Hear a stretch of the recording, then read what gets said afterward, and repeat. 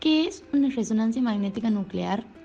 La resonancia magnética nuclear es una prueba diagnóstica segura e indolora en la cual se utiliza un campo magnético y ondas de radio para obtener imágenes detalladas de los órganos y de las estructuras del cuerpo. No hay radiación y esta es una de las diferencias que tiene con la tomografía computada. Bueno, para introducirnos en el estudio de la resonancia magnética, podemos comenzar con la descripción del resonador, de la cual es el instrumento que se utiliza para la resonancia magnética. Bueno, este es un imán muy potente que genera un campo eléctrico con una potencia entre 0,38 a 3 Tesla. En esta imagen podemos observar al gran imán donde está el paciente recostado sobre la camilla y rodeado por las antenas emisoras y receptoras de radiofrecuencia. A su vez, está también el ordenador de consola en la sala de control, donde está ubicado el técnico monitoreando al paciente que está en la sala donde se ubica el resonador. De la misma forma, el resonador, la sala donde está el resonador, se encuentra recubierto por la jaula de Faraday, de la cual es una cobertura con placas y malla de cobre que cubre la totalidad de las ventanas, las puertas y las paredes, evitando el pasaje de la radiofrecuencia proveniente del exterior, tales como señales de Wi-Fi, de celulares, etc. Ahora que ya conocemos el material para realizar una resonancia magnética, vamos a poder conocer los pasos que se deben seguir para poder realizarla. En los pasos de realización del estudio van a ser 5, de la cual el primer paso es colocar al paciente dentro del imán, haciendo que ocurran dos fenómenos, de la cual es la polarización de magnetización y la precesión incoherente. Luego de colocar al paciente dentro del resonador, los átomos de hidrógeno que están ubicados en el cuerpo del paciente alinean su spin con el campo magnético externo producido por el imán. Esta alineación puede ser en un sentido paralelo, que utiliza menor energía, o en sentido antiparalelo, que utiliza una mayor energía, de la cual la más predominante es la de menor energía, es decir, la alineación paralela. El segundo fenómeno que ocurre es la precesión incoherente, de la cual es una rotación o vibración que posee un movimiento cónico provocado por el campo magnético externo. Los átomos precesan a una determinada frecuencia condicionada por la intensidad del campo magnético provocado por el imán al que el paciente se ve sometido. Es decir, a una mayor intensidad de campo magnético hay una mayor frecuencia de precesión. Se dice incoherente porque los átomos de hidrógeno los van a hacer a distintas fases. En el segundo paso se van a enviar las ondas de radiofrecuencia, donde ocurren dos fenómenos, la rotación de magnetización y la precesión coherente, que es donde el paciente va a liberar energía y esta energía va a ser captada por la antena del resonador para convertirse en imagen. La rotación de la magnetización o la rotación longitudinal es cuando a un átomo de hidrógeno se le va a aplicar una onda de radiofrecuencia haciendo que éste rote entre 90 a 180 grados, y esto le va a ocurrir a todos los átomos. Y luego está la precesión coherente, que una vez que se le apliquen las ondas de radiofrecuencia a los átomos, estas van a empezar a precesar en una misma fase.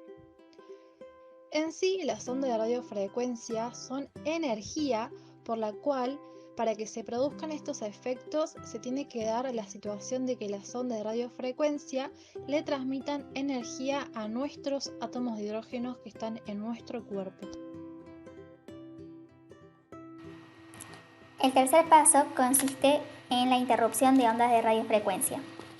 Es decir, vamos a interrumpir la energía que estábamos suministrando, por lo cual se van a producir los siguientes dos fenómenos, que son la relajación longitudinal y la relajación transversal.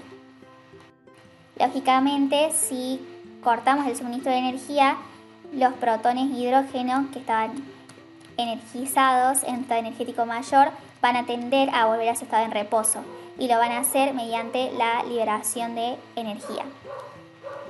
Este salto desde un estado energético mayor a un estado energético menor que realizan los protones es lo que se denomina relajación, y como vemos acá hay dos, una longitudinal y transversal, lo que nos da pie a pensar que es como un tipo de reversión de los dos fenómenos vistos anteriormente. Entonces, nosotros teníamos a nuestra magnetización energizada, acá se puede encontrar en el lado izquierdo, donde los protones se encontraban en un estado energético mayor, se habían rotado 90 grados con respecto a la alineación que tenían anteriormente, donde su vector, su spin estaba orientado paralelamente al campo magnético externo, y esto gracias a la acción de las ondas de radiofrecuencia. Cuando dejamos de suministrar esta energía, dejamos de suministrar las ondas de radiofrecuencia, los protones tienden a volver a su estado en reposo, es decir, que vuelven a rotar, por lo cual su spin ahora se alinea paralelamente de nuevo al campo energético externo. Y esto lo logran a través de la liberación de energía representada como ondas amarillas. Este fenómeno es lo que se reconoce como relajación longitudinal o T1. A su vez también sabíamos que los protones en el estado energético mayor se encontraban precesando coherentemente, es decir, realizando este movimiento cónico en una misma fase. Cuando se deja de suministrar la energía, es decir, las ondas de radiofrecuencia, empiezan a precesar de nuevo incoherentemente, es decir, en distintas fases. Esto también conlleva una liberación de energía y se conoce como relajación transversal o T2. Lo más importante de lo mencionado anteriormente es que la energía liberada durante la relajación longitudinal y la relajación transversal, es decir, la energía liberada al regresar al estado de reposo de los protones, es recolectada y utilizada para la formación de la imagen. Esto constituye una similitud con lo descrito también en la tomografía computarizada, ya que a partir de una serie de señales generadas en el organismo se reconstruye una imagen del mismo. Para comprender mejor cómo estas señales o esta energía liberada se utiliza para la formación de la imagen, tenemos un cuadro abajo que nos muestran características de la señal de diferentes tejidos en resonancia magnética. En el mismo podemos encontrar el T1 y el T2, que son todos esos que dicen largo, corto, largo, los cuales se refieren al tiempo de relajación longitudinal en el caso de T1 y al tiempo de relajación transversal en el caso de T2. Y vamos a encontrar, por ejemplo, que el agua tiene un tiempo de relajación longitudinal largo, a su vez que tiene un tiempo de relajación transversal largo también. Y según nosotros tomemos o captemos la imagen durante el tiempo de relajación longitudinal, vamos a tener una imagen en señal T1, o si la captamos durante el tiempo de relajación transversal, vamos a tener una imagen en señal T2. Con esto vamos a obtener los distintos comportamientos de las imágenes. También en resonancia magnética hablamos de intensidad de las señales, por lo cual vamos a tener, si observamos algo negro, algo muy negro, vamos a tener que es hipointenso, es decir, que la señal que devuelve es de una intensidad baja, o si no, si tenemos algo blanco, es hiperintenso, es decir, que la señal que devuelve es más alta. Por lo tanto, según haya sido o veamos algo hiperintenso o hipointenso, quiere decir que va a devolver una mayor cantidad de energía o no, o algo más bajo. Entonces, según el tiempo de relajación longitudinal y el tiempo de relajación transversal, es el que nos va a definir la intensidad de señales y el color de la imagen que se muestra en nuestra pantalla. Entonces, en esta diapositiva se puede observar diferentes resonancias magnéticas, que en este caso son imágenes captadas en secuencia T1 o durante la relajación longitudinal, y tenemos diferentes cortes. En el primer caso tenemos un corte axial del cerebro, en el segundo caso se trata de un corte sagital de columna y en el tercero de un corte axial de abdomen.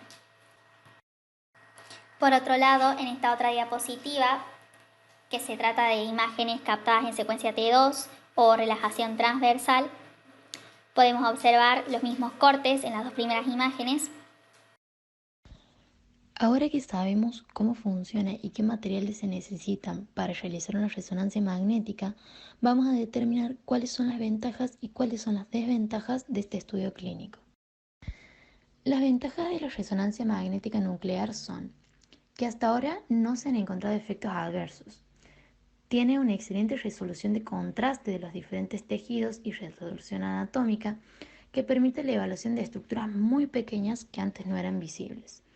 Se pueden obtener imágenes en diferentes planos, provee información del metabolismo y composición de los tejidos en la llamada resonancia funcional, tiene la posibilidad de hacer estudios vasculares sin aplicar el material de contraste y en el caso de que el material de contraste se deba utilizar, se llama el gadolínio, que no produce efectos adversos de consideración y permite realizar imágenes de cuerpo entero.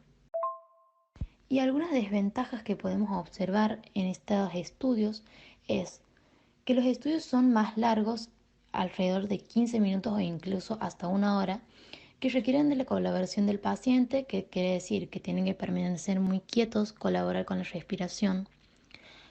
Algunos pacientes con trastornos de conciencia, movimientos involuntarios, con edad pediátrica o problemas de claustrofobia van a requerir de sedación para que se pueda realizar el examen.